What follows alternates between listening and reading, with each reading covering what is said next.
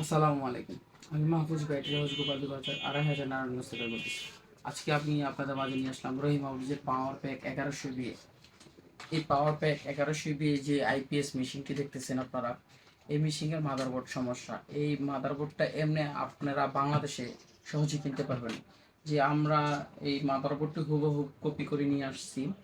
এটা হচ্ছে আপনার তৈরি করা একটি মাদারবোর্ড, আর আমরা ডিপি নিয়ে আসছি। টিপি নিয়ে আসার কারণ হচ্ছে যে যদি আপনাদের কোনো সমস্যা হয় তাহলে আপনার অনায়াসে যাতে আপনারা রিপেয়ারিং করতে পারেন। এই যে এদিকে বোর্ডটা একটু দেখাও, একদম হুবহু সেম আমাদের যে বোর্ডটা, যে এই বোর্ডটা আর এই বোর্ডটা একদম সেম। যেমন ধরেন আমরা যদি এটা 4 থেকে 5 বছর ব্যবহার করতে পারি, এই ডিপটা আমরা সর্বনিম্ন 10 থেকে 12 বছর ব্যবহার করতে পারবো। আর এটা কিন্তু অ্যালুমিনিয়ামের তার, অ্যালুমিনিয়ামের কপার। এটা কিন্তু আপনার ১১০০ বিয়ে প্রায় ৮০০ সাড়ে ৮০০ ওয়াটের মতো। এটা আমি আপনাদেরকে এখন কাজ করে দেখাবো। কাজ করে দেখিয়ে আপনাদেরকে আবার একটা ভিডিও দেবো। এই আইপিএসটা নিয়ে আসছিলাম, এই যে এটা হচ্ছে অরিজিনাল এসএফডি রহিম হাফিজের পাওয়ার প্যাক আইপিএস এর বোর্ড। আর এটা আমি ইনস্টল করেছি, এটা দেখেন আপনারা, এটা আমি নতুন করে ইনস্টল করেছি।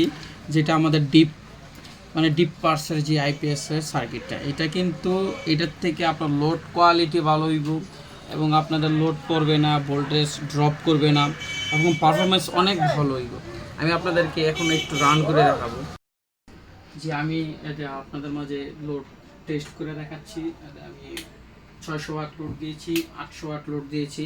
যা আমাদের ভোল্টেজটা একটু ড্রপিংয়ে আছে, কিন্তু যদি আমি আবার ২০০ ওয়াট কমিয়ে দিই তাহলে কিন্তু আমাদের ভোল্টেজটা স্টেবল থাকছে। আমি একটু ব্যাটারি তার আমার বড় থাকার কারণে ব্যাটারিটা স্টেবল হচ্ছে না, আর আউটপুট ভোল্টেজটা স্টেবল দেখাচ্ছে না। আর দ্বিতীয়ত হচ্ছে আমরা যেই বোর্ডটা ব্যবহার করেছি এটি কিন্তু হিটিং ইস্যু নাই।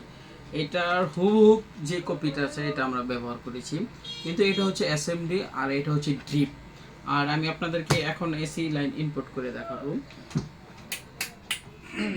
আচ্ছা, আমি আপনাদেরকে এসি লাইন ইনপুট করে দেখাচ্ছি।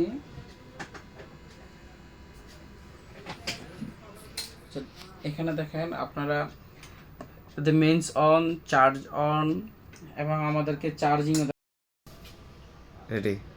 আসসালামু আলাইকুম। যে আমি এই আইপিএসটা কমপ্লিট করেছি, এই বোর্ডটা চেঞ্জ করে আমাদের যে ডিপ সার্কিট বোর্ডটা আছে এটা আমরা লাগিয়েছি। এটা আপনাদেরকে এখন টেস্ট করে দেখাবো। আচ্ছা, আমি আইপিএসটা রান করতেছি। আইপিএসটা রান হয়ে গিয়েছে। রান হয়ে যাওয়ার পরে আমি আপনাদেরকে এসি আউটপুট ভোল্টেজ দেখাবো। এসি আউটপুট ভোল্টেজটা আপনাদেরকে আমি মেপে দেখাবো। ২৩৮-৩৭ ভোল্ট আছে, ২৩৮-৩৭ ভোল্ট আছে। এটা কিন্তু মডিফাইড স্কোয়ার ওয়েভ, এটা কিন্তু সাইন ওয়েভ না। আর